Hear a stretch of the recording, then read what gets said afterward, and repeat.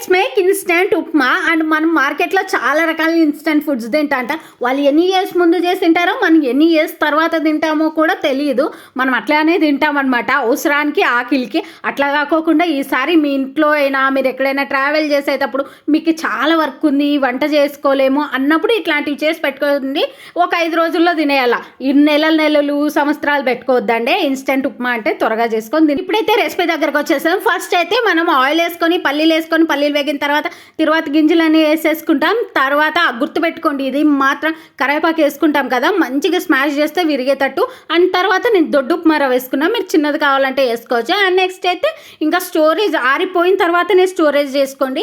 And మీరు ఎప్పుడు కావాలంటే అప్పుడు వేడి నీళ్ళల్లోకి ఫస్ట్ ఉప్మా రవ్వ వేసుకోండి, అయిన తర్వాత వేడి నీళ్ళు వేసేసుకొని మర్చిపోకుండా ఉప్పు వేసుకోండి. మీకు ఉప్పు వేసుకోవడం నేను చూపించడంలే ఇక్కడ. అండ్ నాకు ఉప్మా ఇష్టం ఉండదు కాబట్టి మా చెల్లెలతో తినిపిస్తాను. తన ఎక్స్ప్రెషన్స్ చూసి మోసపోద్దండి, తనకి ఎక్స్ప్రెషన్ ఇవ్వడానికి రావడం లేదు, ఏదో నేను కొడితే చెప్పినట్టుంది.